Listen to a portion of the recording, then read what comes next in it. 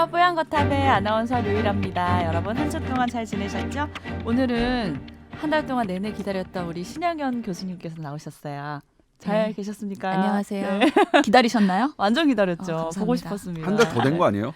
한 달 더 그런가? 된 거 같아. 그러네. 네. 가끔씩 나타나야지 이게 또 반가우니까. 아니, 선생님들하고 예. 이제 방송한 지가 꽤 됐잖아요. 근데 이걸 한 달에 한 번씩 보려고 그러니까 예. 그리움이 점점 커지는 것 같아. 그렇죠. 친해지는 건 친해지는데 못 보니까 더 보고 싶은 거 있잖아요. 그 정도의 네. 그 일정한 거리를 유지하는 게 아주 인간관계에서 중요하다고. 밀당이에요, 밀당? 예. 야, 뽀얀거탑 밀당 방송이었구나. 예. 여자랑도 밀당합니다.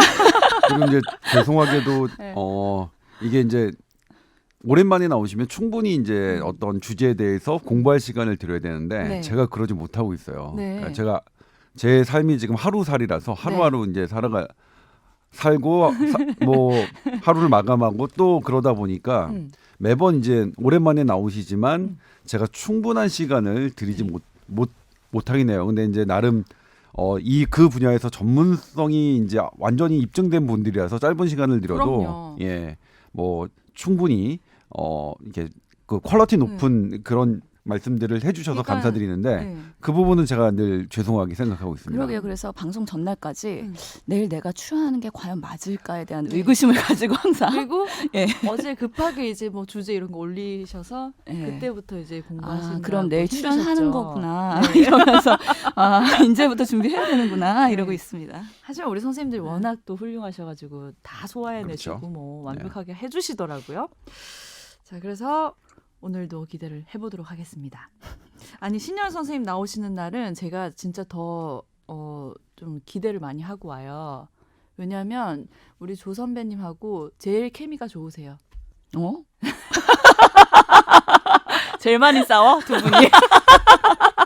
네 분 그러니까, 중에 제일 예. 사이가 안 좋아. 듣는 분들이 싸우는 걸 오히려 이제 토론식으로 하는 걸 더 좋아하시긴 하더라고요. 맞죠? 제 주변에서도 그래서 내가 케미가 좋다고 어, 했잖아요. 네. 이 팟캐스트는 조금 이제 치고받고 하는 게 좀 더 좀 해야 되는 거 아니에요? 그래서 제가 이제 원래 이번 뭐 그러려고 하긴 했었는데 네. 아무튼 뭐 그렇습니다. 저는 그래서 뭐 장점이자 단점인 것 같긴 한데요. 조금은 이른 시절부터 이런 활동을 하긴 해서 예스맨을 싫어하게 됐어요. 제가 예스맨이거든요. 그러니까 그러니까 제가 뽀얀거탑 오고 네. 나서 뽀얀거탑 분위기가 네. 너무 좋아진 것 같아요. 저는 무조건 와 진정하세요 이런 분위기로 가니까 자꾸 왜 예스맨 싫어하세요? 우선은 예스맨이랑 그래서 잘 어울려요. 아, 왜냐면 이 조직에서 네. 제가 꼭 이건 문제가 있는 거 아니야? 라고 얘기했을 때 네. 다들 그래 문제가 있어 이러면 그 조직이 와해가 되더라고요. 네. 근데 문제가 있는 거 아니야 했을 때 그래도 이런 게 좋지 않아 하고 옆에서 이렇게 하면 이게 융화돼갖고 그 조직이 유지가 되더라고요. 선생님이랑 저랑 궁합이 맞는 거네요. 그쵸. 네. 상호 보완이 되는 거니까. 다행입니다. 싫어하시지만 궁합이 좋은 걸로. 그래서 제가 오늘 중심을 또 잡아드릴게요. 마음껏 하세요 오늘 두 분이서. 예. 네. 오늘은 이제 마음껏 뭐 이렇게 네. 디베이트할 얘기는 주제는 아니지만 그래요? 네. 그러니까 오늘 참고로 본격 주제는 가습기살균제로 정했습니다. 네. 자, 그러면은 본격 주제는 이제 뒤에 가습기 살균제 얘기를 하기로 하고 사연 보내주신 것부터 저희가 소개를 해드릴게요. 자, 제 와이프가 저번 주 내과에서 위 내시경 검사를 했는데 작은 용종이 발견됐다고 합니다. 그런데 수면 내시경인데도 몸부림이 심해서 사진도 제대로 못 찍고 용종도 제거할 수 없었다고 합니다. 용종을 그냥 두면 암으로 발전되는 건 아닌지 걱정도 되고 또 위험이 약간 있다고 해서 아침에 빈속에 먹는 약과 하루 3번 먹는 약을 한 2주 정도 처방을 해주셨다고 해요. 그런데 궁금한 건 위에는 뭐 감각이 따로 없는데 약을 먹고 호전이 됐는지 다시 내시경을 하지 않고도 한 2주 정도 약 먹었다고 다 나았다고 어떻게 판단을 하시는 건지 궁금하고 또 수면을 했어도 내시경관을 제대로 넣고 견디지 못하는 것 같은데 용종을 어떻게 제거해야 되는지 걱정도 해주셨어요. 이 와이프 걱정을 해주시면서 이제 쭉 뒤에 사연을 올려주신 얘기가 요즘 애가 6살이라서 한참 애 키울 나이라서 그런지 와이프가 스트레스를 많이 받아서 주말 부부인데 주말에 왔더니 귀찮다고 다 남편 때문이라고 막 하소연도 많이 하시고 그러신대요. 네, 그래서 와이프 걱정을 많이 해주셨어요. 병이 날진 않을까 걱정을 해주시네요. 우리 신 교수님이 말씀을 해주시죠. 용종에 대해서. 우선은 그 용종에 대해서는 뭐 암을 걱정하시긴 하는데 네. 우선은 좀 지켜볼 필요는 있을 것 같긴 해요. 네. 뭐 용종의 종류가 대부분은 저희도 건강검진을 하다 보니까 종합검진 상담을 하고 위 용종 제거술을 하시는 분들이 상당히 많으시거든요. 그런데 대부분의 그런 용종들이 과형성 용종이거나 네. 아니면은 선종 같은 악성, 즉 암이 아닌 일반 그냥 양성 용종인 경우가 대다수입니다. 네. 그래서 이런 경우에는 절제를 하긴 하지만 그냥 절제로 그게 끝입니다. 그리고 그냥 2년 간격이나 보통은 추적 관찰을 하게 되는데요. 네. 많은 퍼센테이지에선 사실 그런 양성의 가능성이 높기 때문에 이분의 연령이나 이런 것들이 명확히 나와 있지는 않고 생활 습관이 어떤지는 모르겠지만 우선 지켜보는 거에 대해서 크게 문제는 없을 것 같다는 생각이 들긴 하지만 만에 하나라도 사실 그런 것들이 찝찝하거나 저는 그렇게 환자분들에게 설명드려요. 이게 완전히 확인해보기 전까지는 100% 괜찮다라고 그 누구도 얘기는 할 수 없겠죠. 네. 그렇기 때문에 추후에 내시경을 다시 고려를 해보셔야 되긴 하는데 네. 그럴 때 지금 말씀하신 것처럼 여러 가지 와이프가 좀 예민하기도 하고 네. 수면 내시경에 대해서 잘 이게 효과가 없었던 것 같아요. 근데 실질적으로 신경적으로 예민하다고 해서 수경 내시경이 뭐 반응이 적냐 그거랑은 연관성은 사실 없습니다. 때문에 다른 시도를 하게 되면 그때는 또 잘 제거를 할 수가 있는 상황이 될 수가 있고요. 네. 그렇기 때문에 그거랑 직접적으로 연관을 지어가지고 많이 우려하실 필요는 없을 것 같다는 생각이 네. 듭니다. 하지만은 추후에 그래도 걱정이 되신다면 확인은 꼭 해볼 필요가 있고요. 일부의 용종에서는요 양성 즉 암이 아니더라도 재발되는 경우들이 있거든요. 그렇기 때문에 그때마다 확인을 하는 게 가장 안전한 방법이라고 말씀을 드리겠습니다.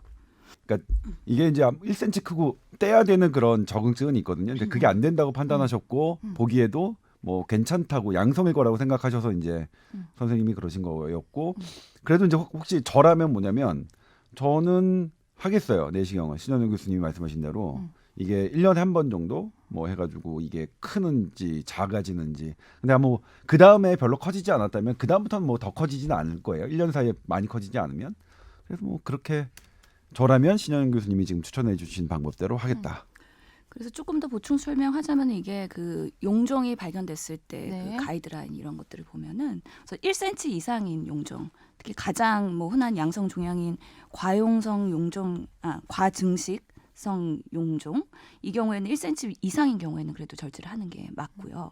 그다음에 아까 말씀드린 위선종 이거는 암으로 진행할 수 있는 암의 전구 병변이긴 하거든요. 이것도 흔하게 나타나기 때문에 이런 것도 절제를 하는 게 원칙이긴 합니다. 그렇기 때문에 추후에는 뭐 지금 내시경 했는데 당장 곧바로 할 수는 없기 때문에 6개월이나 1년 후 또는 뭐 최소한 2년이 넘지 않는 선에서는 내시경을 다시 하셔서 네. 그런 용종들의 변화, 양상이나 사이즈 이런 것도 좀 봐야 되고 그다음에 수면 내시경이 어려운 경험이 있기 때문에 네. 그런 것들을 사전에 의료진한테 말씀드리고 전에 그런 어려움이 있었다라는 걸 하면은 충분히 그런 수면 내시경 할 때 그런 수면 마취대 용량이나 이런 것들을 저희 모니터링 하면서 조절할 수가 있는 부분이 있거든요.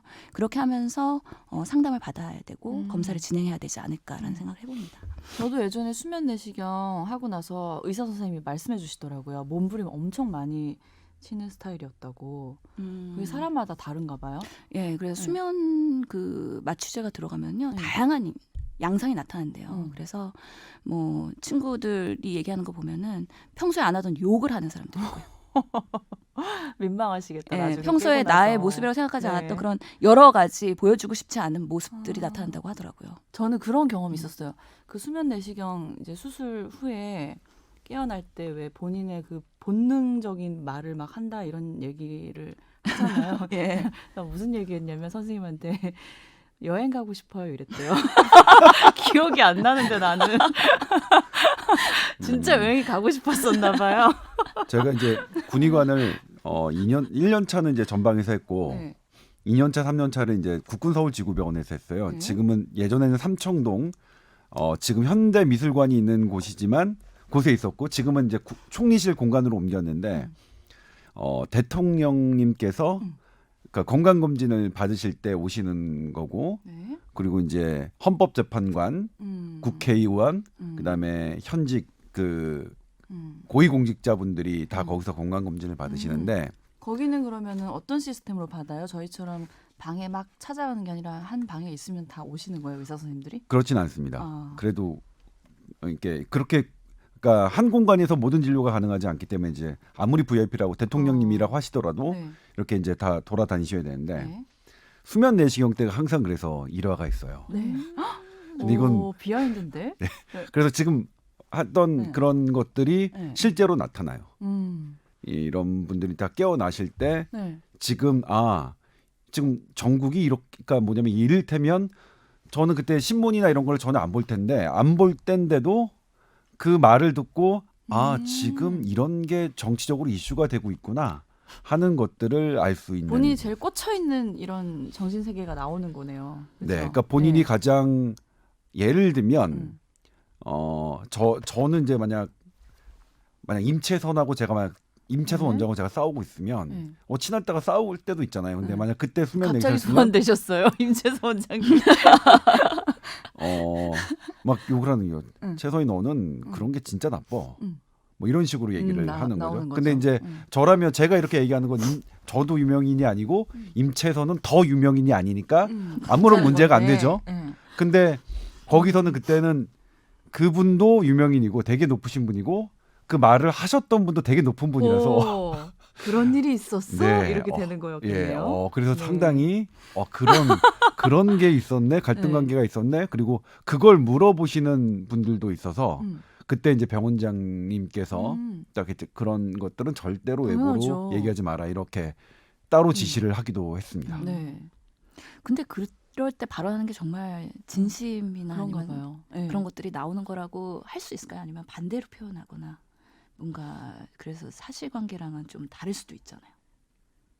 그러니까 이게 사실관계가 뭐냐면 예를 들면 이제 이게 그러니까 그때 마취 시에 어떤 게 나오느냐라고 그러니까 그게 진심이냐 아니냐 그러니까 사실 사람의 기억은 다 왜곡되고 그러니까 현재 정리된 게 기억은 다 왜곡이에요. 그러니까 그 이소라 씨의 추억은 다르게 적힌다가 맞습니다. 다 기억은 가사예요? 자기 마음대로 하는 게 이건 입증돼서 왜냐면 이 저장 시스템이 뇌는 선별적으로 하기 때문에 자기에게 유리한 기억만 해요. 근데 이제 어쨌든 어떤 것을 얘기하는데 그러니까 사실관계가 맞느냐 안 맞느냐를 따진 건 되게 어려운데 이게 어쨌든 마취제가 들어가서 이걸 하면 하나 한 게 이제 네거티브 시스템을 그러니까 제어하는 시스템을 제어하거든요. 내가 컨트롤하는 시스템을 하기 때문에 내가 평소에 참고 있는 얘기가 나온다고는 할 수 있겠죠. 근데 그게 사실이냐 아니냐는 이제 내 기준으로 참고 있었던 내 얘기겠죠. 그렇죠. 네. 내가 현재 나의 억제 시스템으로 담고 있었던 어떤 것들이 나온다고 할 수 있겠죠. 근데 우리 예스맨인 유 아나운서는 네, 심지어 네. 그런 억제가 풀렸음에도 불구하고 나오는 게 고작 응. 여행. 여행 가고 싶다. 정말 그러니까 뭔가 눌리거나 억제거나 아, 못하던 많이 말이 눌렸죠. 별로 왜냐하면 제가 네. 8년간 매일 생방송을 해서 이제 제대로 그런 여행을 못 간 거예요. 8년 내내. 그래서 그 수면 내시경 끝나고 나서 여행 가고 싶다 얘기하고 그냥 1년 휴직하고 여행 갔어요. 간절히 원하면 이루어진다고. 네. 그게 그렇게 이게 내가 얘기하고 싶었군요. 심각하게 간절히 원했구나. 그때 알았죠. 그러니까 누구를 욕하거나 비난하거나 이런 게 아니라 예스맨이어서 그 진짜, 정도까지는 아니고요. 예, 수면이 돼도 뭔가 마취가 돼도 여전히 그냥 대단하십니다. 배워야 되는데. 이제 그 욕구가 풀려가지고 이번에 수면 내시경 할 때 뭔 얘기할지 저도 궁금하네요. 저희 병원에서 하실래요? 네, 알려주세요. 저 뽀얀 거 다 그만두고 싶어요. 뭐 이런 얘기할까봐 걱정되긴 하네요. 같이 그만두자. 그랬군요. 어쨌든 지금 단계로서는 뭐 심각한 상황은 아니실 것 같고 두 분 사이좋게 잘 지내셨으면 좋겠습니다. 저도요. 애기 키울 두 분- 때 원래 두분 사이좋게 예민하니까, 지내셨으면 좋겠네요. 예, 네, 이해 정말 많이 해주셔야 돼요. 이런 네. 남편분의 이런 사연 정말 훌륭하신 분인 것 같아요. 사랑꾼이세요. 예. 보통 이 애기 키울 때 여자들이 예민해지면 남자들은 같이 예민해져서 싸우는 경우가 많은데 그렇죠. 이렇게까지 이해해 주시고 사연까지 본인 올려주시고. 얘기하시는 거죠? 예, 저희 이혼할 뻔했어요. 아니 그러니까 이 사연 우리 같이 보면서 이런 남편을 지금 하면서 사이가 지금 좋습니다. 오해하시려. 네, 그러니까요. 이런 남편이 훌륭한 거지. 이렇게. 그러니까요. 예, 네. 그렇죠. 자, 그리고 지난주였죠. 저희가 지지난주였구나. 예. 나혜란 교수님이 나오셨을 때 어지럼증 사연 주셨는데, 사연이 있어서 저희가 계속 이제 얘기를 했었는데 그때 논란을 했었죠. 저는 이제 실제로 빙빙 도는 느낌, 그러니까 뭐라고 현운 우리말 근데 영어로 하면 버티고라고 하고요. 네. 근데 이제 나이란 교수는 그런 것 같지 않다. 않다. 디지니스. 어. 그러니까 이게 현기증 같다라고 맞아. 했는데 그래서 제가 저도 여쭤봤죠. 현기증 쪽으로 또 근데 무게를 2대1이었어요. 실었어요. 그래서 이제 저희가 네. 제발 이- 후기를 좀 제발 올려달라고 올려달라. 저희가 빙빙 요청을 도는 느낌. 했는데 근데 후기가 보내주셨잖아요. 보내주셨어요. 자 결과가 나왔더라고요. 결과 나왔어요. 제가 졌어요. 제가 틀렸어요. 그리고 이제 나이란 교수가 말씀해줬던 네. 이게 공황장애일 수 있다. 음. 그것이 맞는 것 같다라는 말씀을 하셔서 그러니까 네. 빙빙 도는 증상이 없다라고 말씀해주셨고 나혜랑 교수님께서 패닉 어택 관련한 말씀이 있었는데 올해 초에 심리상담센터에서 카운셀링을 받으셨다고. 네. 그러니까 그쪽 부분으로 네. 좀 고민을 이제 해보시겠다고 네. 후기를 올려주셔서 속 시원하게 결론이 나서 참 감사드립니다. 네. 그리고 나혜랑 교수님 이기셨어요. 네, 나이란 교수님 승리해요. 제가 졌어요. 안 들으시겠지만. 전해드리죠 뭐. 네. 그래가지고 이분이 같은 분이래요. 다른 이제 맞지? 네. 액상 담배에 대한 청취를 이게 이제 지난주 방송 얘기인데 네. 청취를 하고 또 후기를 올려주셨어요.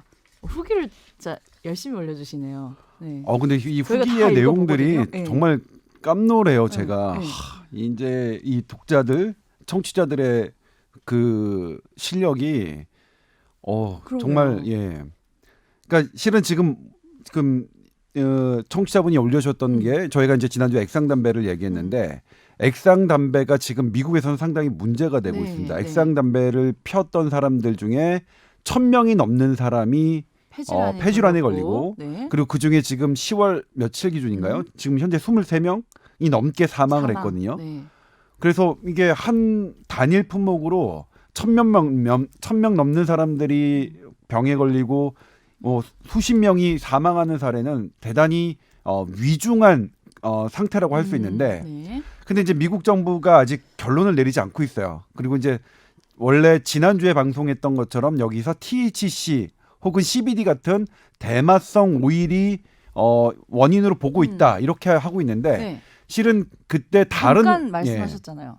다른 저널에서 뭐가 나왔냐면 그것보다는 이 액상에서 그러니까 글리세롤이라는 그 액상이 갖고 있는 것이 폐세포의 지방 대사에 관여해서 그것을 교란시켜서 지방 대사가 이게 무너져서 생기는 폐렴이다라는 저널이 나왔거든요. 네네. 근데 이제 이거는 이해관계를 말씀드리자면 이게 이제 만약 컨펌이 되면 이 관련형 담배 있잖아요. 전자담배 중에서도 관련형 담배 있고 이게 액상 담배 있는데 이 관련형 담배가 완전히 유리한 그렇죠. 예. 이런 이건 이제 판국이에요. 액상에 관련된 거잖아요. 예. 그래서 이게 사실 저는 뭐냐면 이걸 접했을 때 공식 기관, 그러니까 CDC가 어떻게 언급을 해주기 전에는 내가 하기에는 사실 좀 부담스러웠어요. 제가 하기에는. 제가 어떻게 이제 업계의 한쪽 편을 딱 드는 거를 되게 부담스러워서 저는 못했는데 역시 그래도 뭐 제가 못하는 거를 뭐 우리 청취자분들은 그냥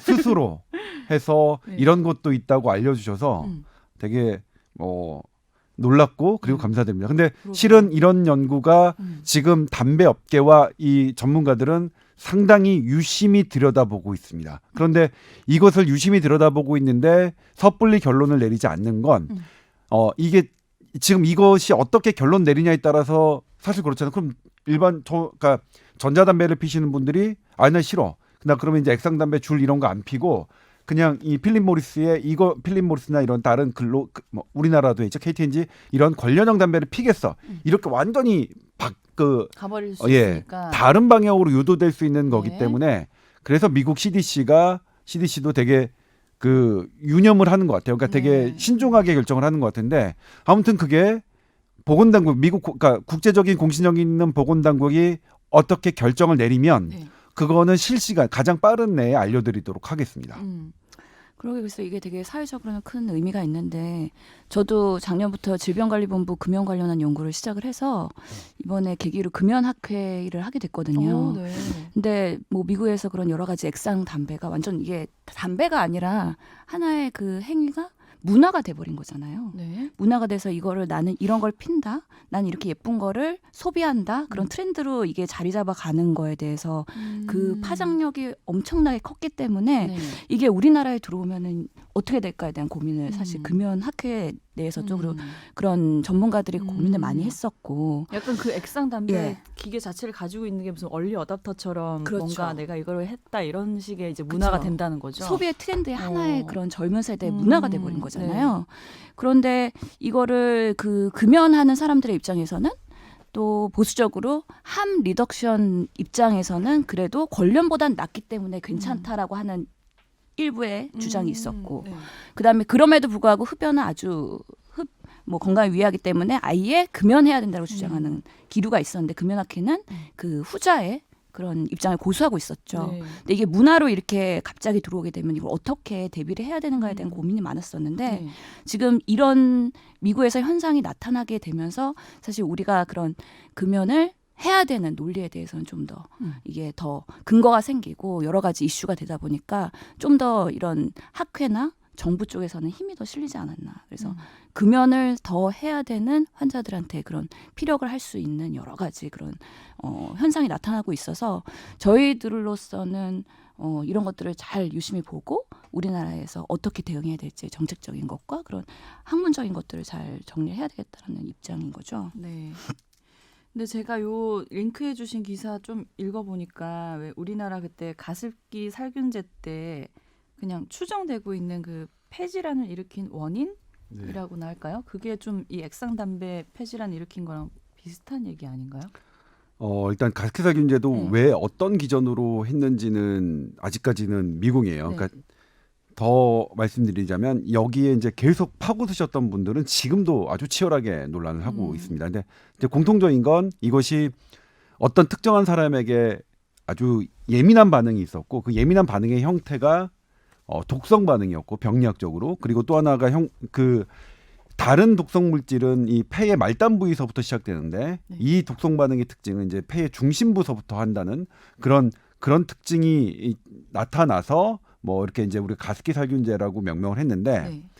이번 그러니까 전자담배 관련 폐질환은 그리고 그것도 써주셨는데 네. 전자담배 폐질환에 대해서 최근에 미국 질병관리본부가 인주얼이라고 하나의 이제 그 카테고리로 넣었어요. 그리고 이제 네. 그것을 어떻게 진단하고 어떻게 규정할 것이냐에 대해서 이게 일목요연하게 그 보고서를 발표했는데 그 내용도 지금 이 청취자분께서 진짜 관심 댓글에 많으신가 올려주셨는데 봐요. 네. 그렇습니다. 그래서 근데 지금 요 내용은 지질 대사에 관한 어떤 변화 때문에 생긴 것이라는 것의 논문인데 네. 현재 미국 질병관리본부가 한 거는 거기까지 들어가지는 않고 폐에 치면한 어떤 그 염증 반응 정도를 나타내는데 이제 거기 이제 단서가 그게 감염성 질환이 아닐까 폐렴이나 결핵이나 아니면 폐의 염증을 일으키는 다른 여러 가지 검사에서 그런 것들이 아닌 게 확인된 네.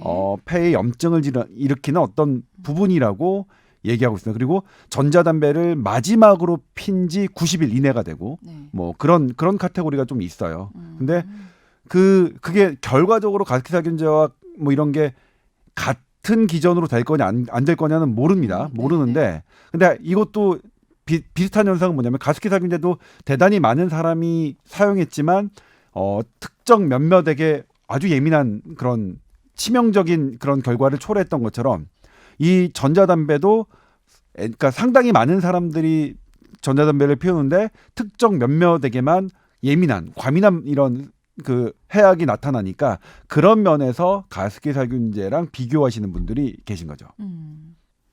그래서 오늘 가습기 살균제 얘기를 저희가 본격 주제로 정해봤는데 이 취소 판결이 난 게 언제였죠? 지금 우리가 녹음을 하는 게 금요일이죠. 10월 네. 18일 금요일인데 10월 16일에 판결이 났습니다. 이틀 전이네요. 네, 10월 16일 판결이면 그러니까 방송을 들으시는 날로부터 한 4일 전, 5일 전. 네. 네. 어떤 판결이 났냐면 네. 공정거래위원회가 가습기 살균제를 만든 SK케미칼이 잘못했다. 니네 이거 인체 해줄 수 있고 뭐 이런 건데 그런 거 하나도 표시 안 하고 그랬으니 네. 공정거래위원회가 내가 니네 과징금 내라. 벌금 내고 네. 니네 이런 행정 음. 이런 절차 이게 잘못했으니 이런 음. 징계 받아라 이렇게 했는데 못하겠다 그게- 하고 소송을 걸었죠. 그렇죠. 네. 회사가 SK케미컬이 네. 아니야 뭐 우리가 잘못한 게 뭐 있어 우리는 뭐 그게 애석하긴 하지만 우리가 잘못한 게 없어라고 법원에 행정소송을 냈고 법원은 SK케미칼에게 내린 공정위의 처분이 부당하다, 불법이다라고 판단을 했죠. 그리고 그에 대한 소송비 이런 것들 다 공정위가 내라 이렇게 얘기를 한 겁니다. 네. 저는 이제 이게 10월 16일 날 벌어진 일인데 저는 제가 찾아보니까 제가 올해 4월 달에 그러니까 6개월 전에 취재 파일을 썼습니다. 네. 그래서 뭐라고 썼냐면 SK케미칼이 공정위를 상대로 소송을 걸었는데 SK케미칼이 이길 것이다. 정확하게 예. 예측하셨더라고요. 예. 근데 뭐 누구나 들여다보면 그 예측은 그런 결과가 가능합니다. 나왔어요. 왜냐하면 네. 그 전에 애경 그리고 이마트도 똑같이 공정위의 과징금과 처분을 받았는데 네. 그것이 부당하다고 소송을 제기했고 이겼습니다. 네. 법원은 애경과 이마트의 편을 들어줬습니다. 들어줬어요. 그러니까 이번 SK케미칼만 다르게 SK케미칼 니네가 잘못한 게 맞아라고 한다면 네. 법원으로서는 그렇죠. 자가당착이죠. 자기 모순이죠. 음. 그렇기 때문에 이건 뭐 이럴 수밖에 없습니다. 근데 이게 어떤 의미가 있냐면 가습기살균제를 만들었던 국내 회사 애경과 이마트와 SK케미칼 여기서 이제 SK케미칼이 가장 그 비중이 높았는데요. 이 대에 대해서 우리나라 정부가 어떤 벌칙을 부과하거나 어떤 행정적인 조치를 한 거가 전혀 없게 되는 걸로 됩니다. 그러니까 지금 이 가습기살균제가 2011년에 터졌거든요. 네, 네. 2011년에 터졌고 가습기살균제 하면 모르는 분이 없어요. 전 국민이. 네. 그리고 이번 문재인 정권에서는 가습기살균제를 특별조사위원회를 만들었죠. 네. 사회적 참사. 네. 두 가지가 세월호와 가습기살균제 우리 사회의 대표적인 두 가지 사회적 참사라고 결정된 가습기살균제를 2019년 10월 16일에서 현재 우리나라 정부는 대한민국 정부는 어떠한 처벌도 하지 않은 네. 그러니까 아무 잘못도 없음이 그냥 뭐 확인된 그러니까 피해자만 있고 누가 책임져 준 사람은 아무도 없는 걸로 결론이 나버린 거네요. 네 그렇습니다. 현재까지는 네. 네. 그러니까 이게 어떻게 저는 그러니까 도저히 제 상식으로는 이해할 수가 없는 이런 건데 그러면 이제 왜 이런 게 또 해졌느냐 제가 이거는 너무나 길어서 간략하게만 말씀드리면 네. 2011년에 질병관리본부가 3개월 동안 그 동물 실험을 해서 옥시가 만든 영국 회사죠. 옥시는 영국 회사가 만든 옥시는 폐독성이 나타나지만 우리나라 회사가 만든 그 가습기 메이트 그러니까 이거는 이제 성분이 조금 다른데요. 요 성분은 폐독성을 일으키지 않는다라고 이렇게 결론을 내려서 이게 발표를 합니다. 근데 그거를 근거로 공정위는 2012년 그리고 2016년 그리고 2017년 세 차례 가습기살균제 회사에 대해서 심의를 하는데 네. 2012년, 16년 모두 이 질병관리본부가 2011년 한 실험을 근거로 해가 없다는 실험을 근거로 그 혐의를 없다고 해줍니다. 그러니까 뭐 면죄부를 준 거죠. 괜찮아. 그러니까 영국 회사는 나쁘고 우리나라 회사들은 괜찮아 이렇게 된 거죠. 그런데 이제 여기서 어떤 일이 벌어졌냐면 2015년에 환경부는 우리나라에서 만든 가습기 메이트 SK케미칼이 만들어서 애경이 판매한 가습기 메이트도 피해자도 공식 가습기살균제 피해자로 인정합니다. 그러면 이게 어떻게 된 거죠? 정부는 인정하는데 피해자로 인정하는데 정부가 환경부는 인정하는데 질병관리본부가 인정하지 않는 그리고 질병관리본부의 근거를 들어서 공정위가 인정하지 않는 아주 이상한 형국이 대한민국에서 벌어지고 있습니다. 2015년부터 지금 계속 이렇게 2019년까지 벌어지고 있는 거예요. 네. 그러니까 피해자는 있고 가해자는 없는 이런 상황이 됐는데 올해 갑자기 뭔가가 달라졌죠. 올해 뭔가가 달라졌냐면 검찰이 처음으로 SK케미칼과 애경을 수사를 합니다. 네. 지난 8년간 안 했어요. 가습기 살균제 우리가 막 아무리 떠들어도 수사 안 하다가 올해 2019년 초에 검찰이 수사를 합니다. 그래서 왜 수사를 하게 되는지를 제가 이제 취재한 거죠. 그랬더니 2011년 질병관리본부의 독성 실험이 국내 가습기 살균제 회사에 면죄부를 줬던 질병관리본부의 실험이 잘못됐다는 근거들이 검찰에게 들어온 겁니다. 그것을 검찰이 확인하고 한 거고요. 네. 결국 어떻게 했냐면 질병관리본부는 2019년 3월 25일에 공식 발표합니다. 우리는 국내 SK케미칼과 애경이 판매한 가습기 살균제가 동물 실험에서 안전하다고 한 적이 없다라고 얘기를 합니다. 네. 그럼 이게 지금 좀 어려운가요, 제 말이? 아니요, 잘 듣고 있어요. 없다라고 얘기해요. 네. 그러면 질병관리본부의 실험을 근거로 국내 가습기 살균제 회사에게 면죄부를 준 공정위의 판단이 이상하잖아요. 네. 제가 제 기사에는 공정위 그 회의록에 원문 그대로 옮겼습니다. 원문에 질병관리본부가 괜찮다고 했다. 그래서 그러네요. 그러면 뭐 이거 괜찮네요. 해서 이게 면죄부를 주는 게 나와요. 그러면 공정위는 왜 질병관리본부는 한 번도 공식적으로 얘기한 적이 없는데 공정위는 왜 질병관리본부가 하지도 않은 말을 들어서 괜찮다고 기업들에게 죄를 묻지 않았을까요? 제가 그래서 물었어요. 질병관리본부에. 왜 그러면 공정위는 그렇게 판단했어요? 그랬더니 질병관리본부의 공식적인 대답입니다. 공정위는 한 번도 질병관리본부에게 물어본 적이 없다. 그거 이게 어떻게 된 거냐면 네.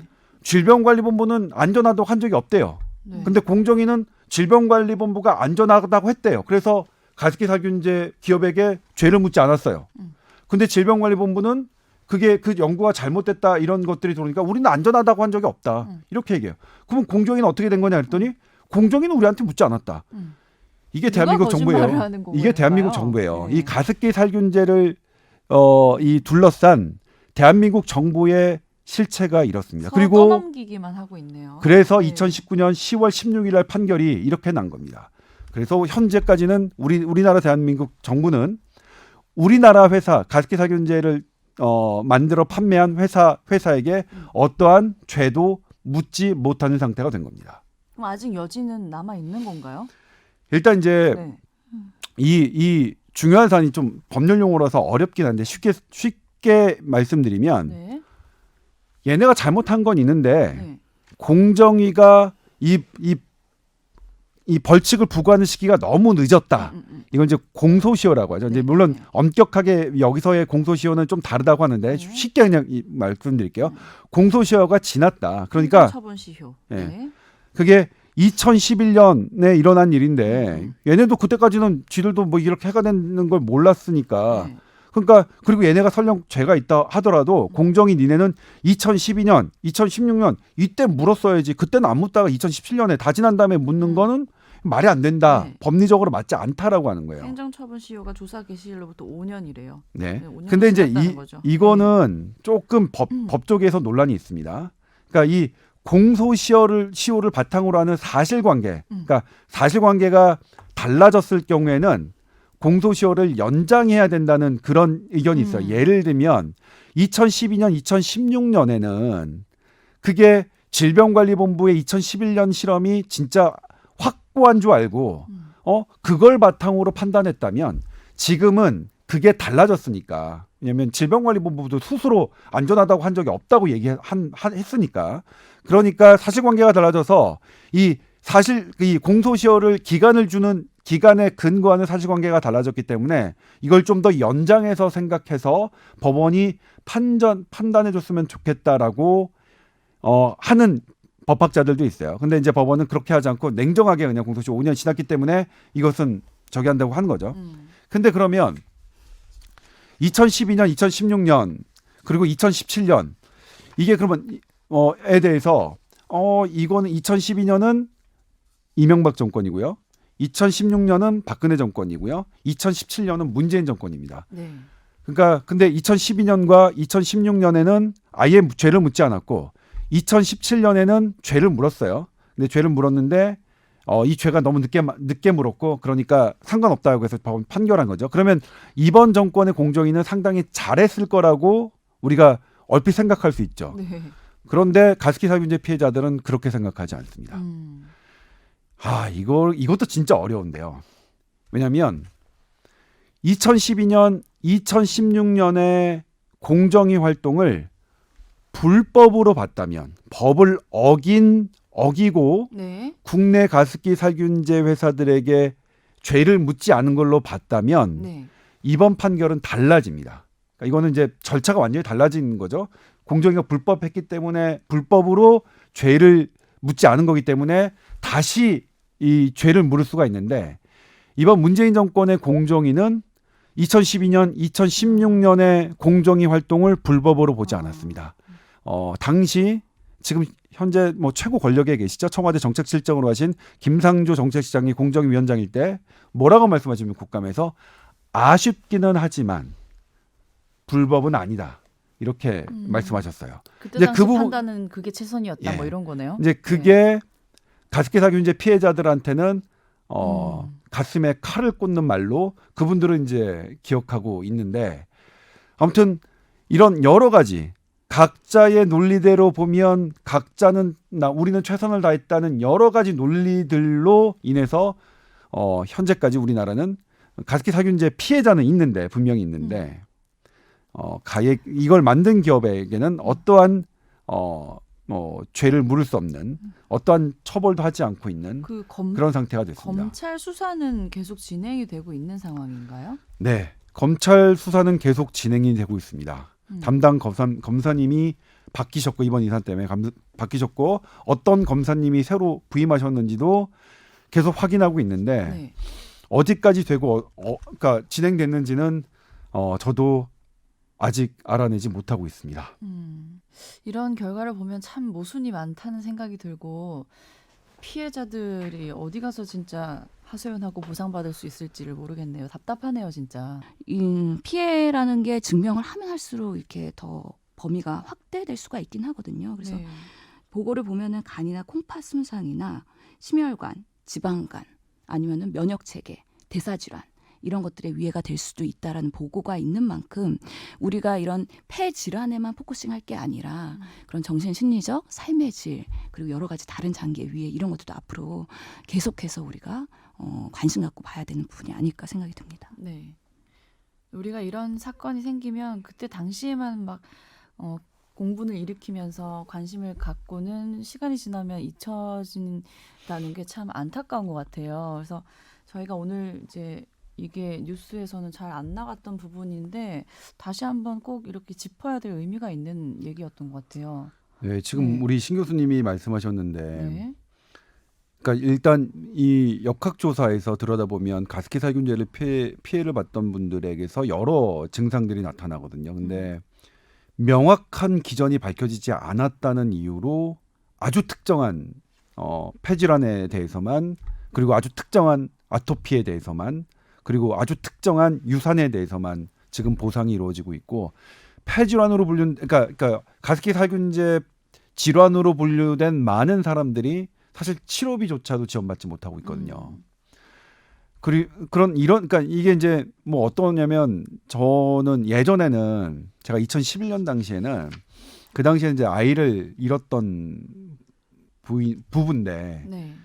어떻게 하냐면 이제 그러니까 기업에서는 당연히 카메라를 들어가는 걸 거부할 거 아니에요. 근데 그때 부모님이 나는 내 애를 잃었는데 무슨 소리야 하면서 뭐 저희 카메라를 같이 저랑 그냥 가게 해주셨어요. 그래서 그냥 기록으로 남겨달라고 하면서 막 그렇게 했었는데 그리고 예전에는 그분들이 어떻게든 한 번 더 보도해달라고 오셨는데 지금은 그분들이 아예 카메라에 나오려고 하질 않으세요. 아까 그 신영일 교수님께서 언급해 주셨지만 그런 우울함, 울분 이런 것 때문에 네. 그냥 지금은 그냥 그분들이 자포자기 하시는 분들이 많아요. 제가 꼭 카메라 담고 싶었던 분 중에 하나가 남편을 잃었어요. 남편을 잃었는데 이제 본인도 이렇게 되게 해가지고 폐이식을 받아야 되는데 폐이식 비용이 이제 안 되는 거예요. 네. 지원이 안 되는 거예요. 그럼 2억이 든대요. 2억이 드는데 애가 2명이니까 내가 2억을 애들에게 빚을 남길 수는 없다 해서 그냥 돌아가신 분이 있어요. 그러니까 이 사실 요런 그리고 그 사건이 있는 다음에 다른 분들은 또 그게 더 우울해지시고 해서 지금 사실 이분들 삶을 들여다보면 우리는 너무 지겹지만 우리가 지겨워하는 만큼의 그 깊이보다 훨씬 더 힘들게 살고 계시거든요. 그래서 실은 이제 이 10월 16일에 이 사건이 지금 우리가 가습기 살균제를 우리 사회가 대하는 민낯이라고 생각합니다. 네. 우리 전부 다 저도 그렇죠. 저도 뭐 보도했다 뭐 했다 이거 가습기 살균제 때문에 상도 받고 막 그랬는데 실은 한 게 없는 거죠. 저도 이 가습기 살균제를 피해자들이 이게 진전되게 이렇게 나아가는데 결과적으로 현재까지는 한 게 없는 아무것도 한 게 없는 놈이 되는 제 스스로에게도 상당히 무력감을 주는 그런 판결이었습니다. 근데 물론 저의 무력감이야 뭐 그게 뭐가 중요하겠습니까? 저야 뭐 그냥 피해자도 아니고 그냥 월급 받고 잘 돌아다니고 살고 있는데 근데 지금 병원비 때문에 고생하시는 분들이 여전히 있으니 저는 이 전문가분들 그래서 이 가습기 살균제 이 위원회에서 특조위에서 의견이 되게 팽팽해요. 거기서 전문가분들 중에서. 네. 근데 이런 환자들의 병원비에 대해서는 조금 포괄적으로 좀 해야 되는 게 아니냐라는 생각이 들고 이런 거는 조금 아까 지금 정책실장으로 가신 김상조 위원님 이렇게 그 말씀드렸는데 공정위를 하실 때 이것에 대해서 대단히 가습기 살균제 문제에 대해서 대단히 알고 계시니까 이 피해자들의 고통 알고 계시니까 지금 오히려 더 높은 데로 올라가셨잖아요. 이거 조금 더 좀 이분들이 어쨌든 최소한 병원 그러니까 치료는 그러니까 이분들에게 뭐 집 한 채 사주고 뭐 이런 게 아니라 치료받을 수 있는 병원비 정도는 좀 파격적으로 뭔가 해주시는 생각을 좀 부탁드리고 싶고 그러네요. 왜 이게 뭐 비염, 천식 이런 것들이 꼭 가습기 살균제랑 연관이 있다는 걸 정확하게 못 밝혀내서 이런 분들을 카테고리를 정확히 못 정하는 건가요? 네. 일단 이 가습기 살균제를 갖고 사람에게 실험을 할 수는 없는 거죠. 해가 입증된 거니까. 이제 동물 실험을 하는데 동물 실험이 사람이 흡입하는 정도로 이렇게 하는 게 상당히 어려운 거예요. 오랜 시간이 걸리고. 그리고 사람에게서도 되게 특정하게 나타났듯이 동물에게서도 어떤 특정하게 나타날 텐데 그것을 어떻게 연결시키냐 명확하게 하기는 사실상은 되게 어려운 거죠. 네. 근데 거기에 딱 맞춰서 이건 아니야 라고 하니까 니들이 지금 나타나는 피해는 이거라고 할 수 없어 라고 해서 이렇게 이제 되게 엄격하게 이 보상을 적용하니까 네. 실제로 그분들은 대단히 이제 지금 뭐냐면 포기 상태예요. 그러니까 기사를 제가 그런 말씀 들어드릴게요. 한다 하더라도 됐어요. 어차피 기사 나가봤자 소용도 없잖아요.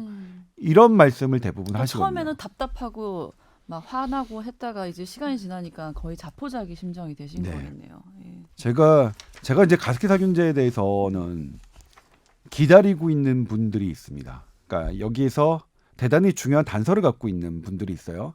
2011년 질병관리본부가 왜 그렇게 3개월 만에 실험을 종료하고 네. 성급하게 발표를 했는지 그리고 왜 중간에 조사에서 국내 기업은 빠지게 되는 그런 조사가 나왔는지를 분명히 알고 있는 분들이 계신데 근데 그분들에게 제가 뭐 어떻게 할 수 있는 방법이 없고 집에 가서 집에 쳐들어간다고 해서 제가 그걸 그런 근거를 빼내올 수 있는 거나 그런 건 아니니까 그런 분들이 좀 적극적으로 그런 우리가 과거에 가습기 살균제와 관련해서 잘못된 부분들을 조금 알려주셔야 이 문제가 저는 근본적으로 해결될 수 있다고 생각하는데 근데 지금은 저도 이제 좀 생각이 바뀐 게 네. 근본적으로 해결될 수 있겠나? 라는 생각이 들어요. 지금은 9년 동안 안 밝혀진 건데 밝혀지겠나? 그래서 저도 실은 모르겠어요. 근데 하나는 안 밝히지더라도 좀 이 피해자들은 우리가 대국민 성금이라도 해서 그러니까 이 살아 계시는 동안에 뭔가 병원을 왔다 갔다 하시는 거를 불편함 없게 하셨으면 좋겠어요. 예를 들면 저한테 계속 많은 의견을 주시는 어떤 분은 본인도 피해자고 애도 피해자입니다. 근데 이제 애가 폐는 인정받았는데 다른 건 인정 안 받았어요. 똑같은 섬유화인데 본인이 다니시는 병원의 의사는 똑같은 거다. 똑같은 게 생겼는데 그렇게 말씀하시다. 근데 이거는 치료비를 그러니까 의사가 뭐냐면 이 폐로 한 거는 마음 놓고 처방을 해요. 이 환자가 부담을 안 하니까. 근데 여기 코에 생긴 이 섬유화는 환자가 다 고스란히 부담해야 되니까 의사도 너무 부담스러운 거예요. 이거를 처방약을 뭘 하기 치료를 하기가 본인이 보기에는 똑같은 것 같은데. 예. 근데 그러니까 의사가 보기에도 똑같은 것 같은데, 근데 전문가들이 조사해 보면 이건 명확하지 않다. 그러니까 폐는 그렇지만 이건 명확하지 않으니까 우리 이 치료비는 주지 않는다. 요거거든요. 그런 거 판단할 때는 좀 의사 소견서가 좀 이렇게 입심이 가해져서 뭔가 더 큰 힘이 돼줘야 되는 거 아니에요? 진료하는 의사 입장에서. 근데 전문가라는 이제- 게 누구예요? 의사 말고 다른 전문가. 아니, 전문가들 중에 의사들이 있어요. 네. 그러니까 근데 뭐냐면 이걸 가까이서 보시는 각각 분이 제일 환자를 아시는 보는 거잖아요. 그러니까 네. 환자를 보는 의사들의 견해도 들어가는데 네.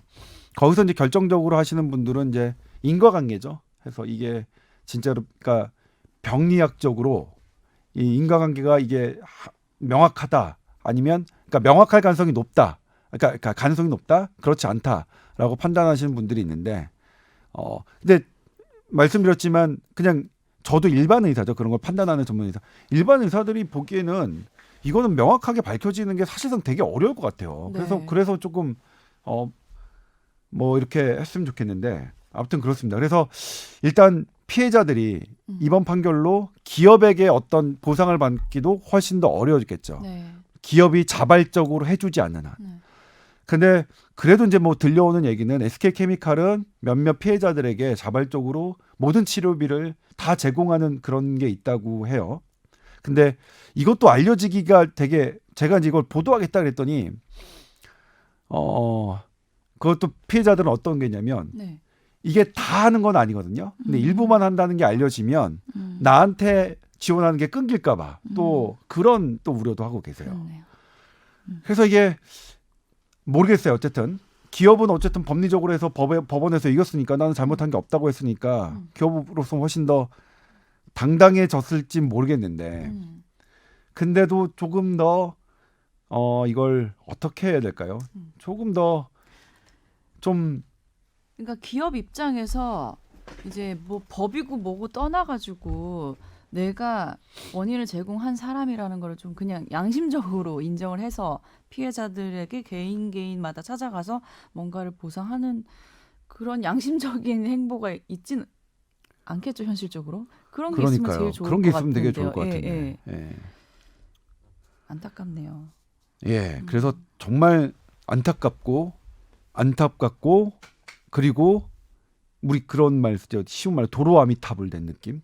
뭐 그런 가습기 살균제는 현재 그런 상태에 있다. 물론 그래도 이제 예전보다는 피해자들 더 하고 노력하고 하는 것들이 있는데, 네. 그러니까 완전히 도로 아미타불이라고 하는 것은 제가 이제 좀 너무 감정에 치우친 말인 것 같고 예전 그 점점점 여기에 노력하시는 분들이 있고 하나하나 밝히시려고 하고 있고 범위 넓히시려는 분이 있고 네. 그런데 네. 이런 피해자 입장에서는 상당히 뭐 피해자들은 뭐 다 예상하고 있었던 판결이에요. 피해자들은 이미 예상하고 기대도 안 하고 있지만 워낙 이 시간이 길어가지고 자포자기 심정으로 있다가 이런 결과가 나왔을 때 막 실망도 이젠 안 하겠다 이런 마음이었을 것 같고. 아니 그런데도 네. 또 실망하시는 거예요. 그러니까 근데 예상했지만 진심은 정말 더 예상했지만, 실망을 예. 하셨겠죠. 그러니까 저희가 이렇게 이제 조금씩 언급이라도 하고 뒤에서 안 보이게 피해자들 입장에서 도와주시는 분들이 있다는 거를 기억하시고 또 이게 끝이 아니라 뭔가 또 밝혀져서 다른 또 보상 차원에서 그런 일들이 생길 수 있으니까 이게 너무 여기서 끝낼 일은 아닌 것 같아요. 네. 그렇죠. 네. 사실 가습기살균제 문제는 그 저희가 그러니까 왜 이제 그런 거 있죠. 어떤 사회 수준을 볼 때 문제가 발생하는 것으로 사회의 수준을 평가하지는 않거든요. 문제가 발생했을 때 이것을 어떻게 처리하느냐를 가지고 그 사회의 수준을 우리가 평가하는데 그렇죠.